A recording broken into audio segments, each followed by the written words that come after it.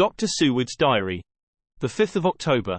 We all rose early, and I think that sleep did much for each and all of us. When we met at early breakfast, there was more general cheerfulness than any of us had ever expected to experience again. It is really wonderful how much resilience there is in human nature. Let any obstructing cause, no matter what, be removed in any way, even by death, and we fly back to first principles of hope and enjoyment. More than once as we sat around the table, my eyes opened in wonder whether the whole of the past days had not been a dream. It was only when I caught sight of the red blotch on Mrs. Harker's forehead that I was brought back to reality. Even now, when I am gravely revolving the matter, it is almost impossible to realize that the cause of all our trouble is still existent.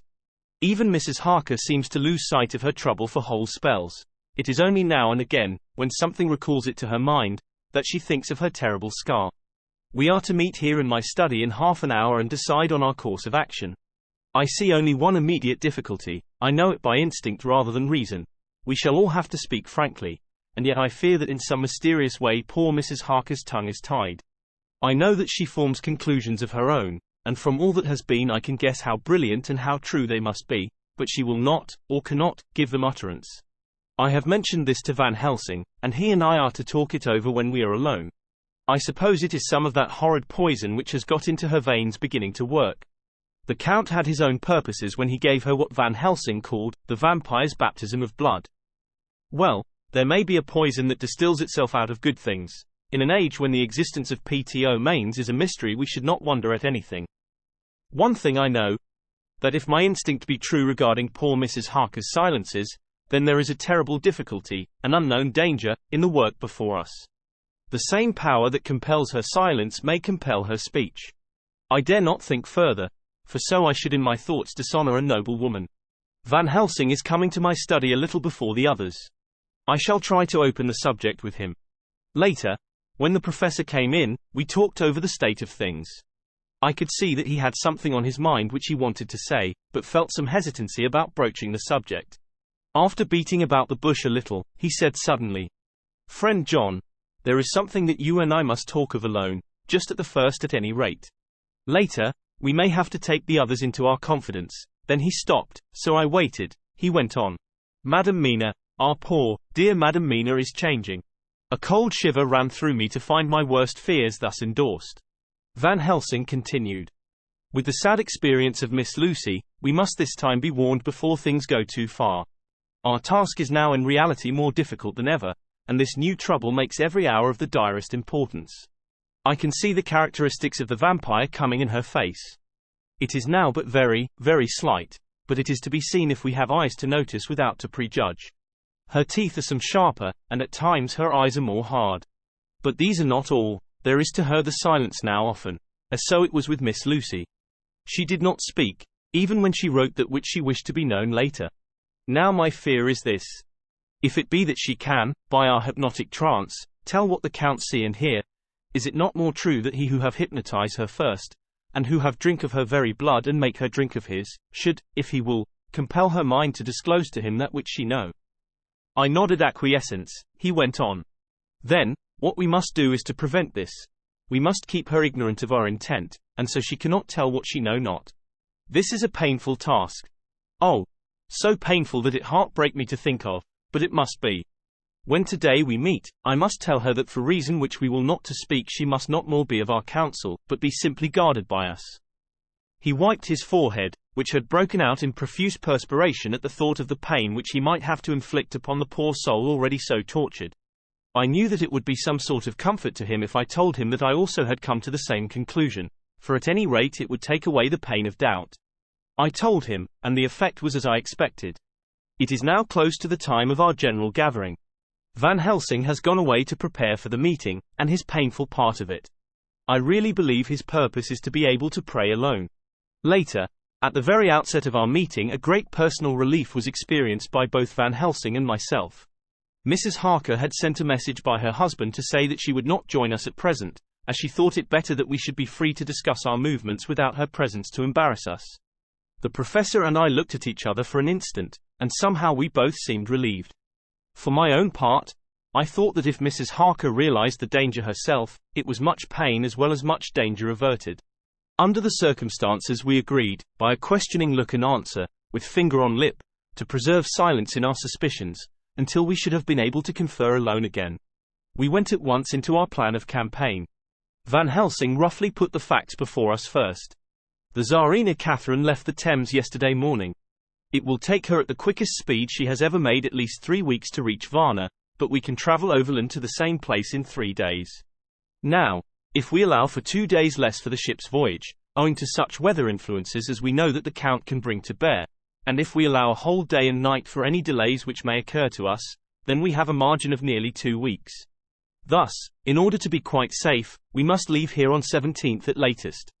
Then we shall at any rate be in Varna a day before the ship arrives, and able to make such preparations as may be necessary. Of course we shall all go armed against evil things, spiritual as well as physical. Here Quincey Morris added, I understand that the Count comes from a wolf country, and it may be that he shall get there before us. I propose that we add Winchesters to our armament. I have a kind of belief in a Winchester when there is any trouble of that sort around. Do you remember, Art, when we had the pack after us at Tobolsk? What wouldn't we have given then for a repeater apiece? Good, said Van Helsing, Winchesters it shall be. Quincey's head is level at all times, but most so when there is to hunt, metaphor be more dishonor to science than wolves be of danger to man. In the meantime we can do nothing here, and as I think that Varna is not familiar to any of us, why not go there more soon? It is as long to wait here as there. Tonight and tomorrow we can get ready, and then, if all be well, we 4 can set out on our journey. We 4? Said Harker interrogatively, looking from one to another of us. Of course, answered the professor quickly, you must remain to take care of your so sweet wife. Harker was silent for a while and then said in a hollow voice, let us talk of that part of it in the morning. I want to consult with Mina. I thought that now was the time for Van Helsing to warn him not to disclose our plans to her, but he took no notice. I looked at him significantly and coughed. For answer he put his finger on his lips and turned away. Jonathan Harker's Journal. The 5th of October, afternoon. For some time after our meeting this morning I could not think. The new phases of things leave my mind in a state of wonder which allows no room for active thought. Mina's determination not to take any part in the discussion set me thinking, and as I could not argue the matter with her, I could only guess. I am as far as ever from a solution now. The way the others received it, too, puzzled me. The last time we talked of the subject we agreed that there was to be no more concealment of anything amongst us. Mina is sleeping now, calmly and sweetly like a little child. Her lips are curved and her face beams with happiness. Thank God, there are such moments still for her. Later, how strange it all is. I sat watching Mina's happy sleep, and came as near to being happy myself as I suppose I shall ever be. As the evening drew on, and the earth took its shadows from the sun sinking lower, the silence of the room grew more and more solemn to me. All at once Mina opened her eyes, and looking at me tenderly, said, Jonathan, I want you to promise me something on your word of honor. A promise made to me, but made wholly in God's hearing, and not to be broken though I should go down on my knees and implore you with bitter tears. Quick, you must make it to me at once. Mina, I said, a promise like that, I cannot make at once. I may have no right to make it. But, dear one, she said, with such spiritual intensity that her eyes were like pole stars, it is I who wish it, and it is not for myself. You can ask Dr. Van Helsing if I am not right. If he disagrees you may do as you will. Nay, more, if you all agree, later, you are absolved from the promise. I promise, I said, and for a moment she looked supremely happy, though to me all happiness for her was denied by the red scar on her forehead. She said, promise me that you will not tell me anything of the plans formed for the campaign against the Count. Not by word, or inference, or implication. Not at any time whilst this remains to me. And she solemnly pointed to the scar. I saw that she was in earnest, and said solemnly, I promise, and as I said it I felt that from that instant a door had been shut between us. Later, midnight. Mina has been bright and cheerful all the evening. So much so that all the rest seemed to take courage, as if infected somewhat with her gaiety. As a result even I myself felt as if the pall of gloom which weighs us down was somewhat lifted. We all retired early. Mina is now sleeping like a little child. It is a wonderful thing that her faculty of sleep remains to her in the midst of her terrible trouble. Thank God for it, for then at least she can forget her care. Perhaps her example may affect me as her gaiety did tonight. I shall try it. Oh, for a dreamless sleep. The 6th of October, Morning. Another surprise. Mina woke me early, about the same time as yesterday, and asked me to bring Dr. Van Helsing. I thought that it was another occasion for hypnotism, and without question went for the professor. He had evidently expected some such call, for I found him dressed in his room. His door was ajar, so that he could hear the opening of the door of our room. He came at once. As he passed into the room, he asked Mina if the others might come, too. No, she said quite simply, it will not be necessary. You can tell them just as well. I must go with you on your journey. Dr. Van Helsing was as startled as I was. After a moment's pause he asked, but why? You must take me with you. I am safer with you, and you shall be safer, too. But why, dear Madam Mina? You know that your safety is our solemnest duty. We go into danger, to which you are, or may be, more liable than any of us from circumstances, things that have been. He paused, embarrassed. As she replied, she raised her finger and pointed to her forehead. I know. That is why I must go. I can tell you now, whilst the sun is coming up, I may not be able again. I know that when the Count wills me I must go. I know that if he tells me to come in secret, I must come by any device to hoodwink, even Jonathan. God saw the look that she turned on me as she spoke, and if there be indeed a recording angel, that look is noted to her everlasting honor. I could only clasp her hand. I could not speak. My emotion was too great for even the relief of tears. She went on. You men are brave and strong. You are strong in your numbers, for you can defy that which would break down the human endurance of one who had to guard alone. Besides, I may be of service, since you can hypnotize me and so learn that which even I myself do not know. Dr. Van Helsing said very gravely. Madam Mina, you are, as always, most wise. You shall with us come. And together we shall do that which we go forth to achieve.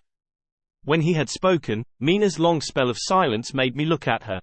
She had fallen back on her pillow asleep. She did not even wake when I had pulled up the blind and let in the sunlight which flooded the room. Van Helsing motioned to me to come with him quietly. We went to his room, and within a minute Lord Godalming, Dr. Seward, and Mr. Morris were with us also. He told them what Mina had said, and went on. In the morning we shall leave for Varna. We have now to deal with a new factor, Madam Mina. Oh, but her soul is true. It is to her an agony to tell us so much as she has done, but it is most right, and we are warned in time. There must be no chance lost, and in Varna we must be ready to act the instant when that ship arrives. What shall we do exactly? Asked Mr. Morris laconically. The professor paused before replying. We shall at the first board that ship. Then, when we have identified the box, we shall place a branch of the wild rose on it. This we shall fasten, for when it is there none can emerge, so at least says the superstition. And to superstition must we trust at the first. It was man's faith in the early, and it have its root in faith still. Then, when we get the opportunity that we seek, when none are near to see, we shall open the box, and all will be well. I shall not wait for any opportunity, said Morris. When I see the box I shall open it and destroy the monster, though there were 1,000 men looking on, and if I am to be wiped out for it the next moment. I grasped his hand instinctively and found it as firm as a piece of steel. I think he understood my look. I hope he did. Good boy, said Dr. Van Helsing. Brave boy. Quincey is all man. God bless him for it. My child, believe me, none of us shall lag behind or pause from any fear. I do but say what we may do, what we must do. But, indeed, we cannot say what we shall do. There are so many things which may happen, and their ways and their ends are so various that until the moment we may not say. We shall all be armed, in all ways, and when the time for the end has come, our effort shall not be lack. Now let us today put all our affairs in order. Let all things which touch on others dear to us, and who on us depend, be complete. For none of us can tell what, or when, or how, the end may be.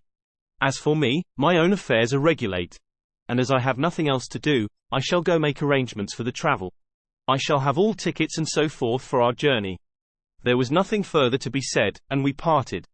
I shall now settle up all my affairs of earth, and be ready for whatever may come. Later, it is all done, my will is made, and all complete. Mina, if she survive, is my sole heir. If it should not be so, then the others who have been so good to us shall have remainder. It is now drawing towards the sunset. Mina's uneasiness calls my attention to it. I am sure that there is something on her mind which the time of exact sunset will reveal. These occasions are becoming harrowing times for us all. For each sunrise and sunset opens up some new danger, some new pain, which, however, may in God's will be means to a good end. I write all these things in the diary since my darling must not hear them now, but if it may be that she can see them again, they shall be ready. She is calling to me.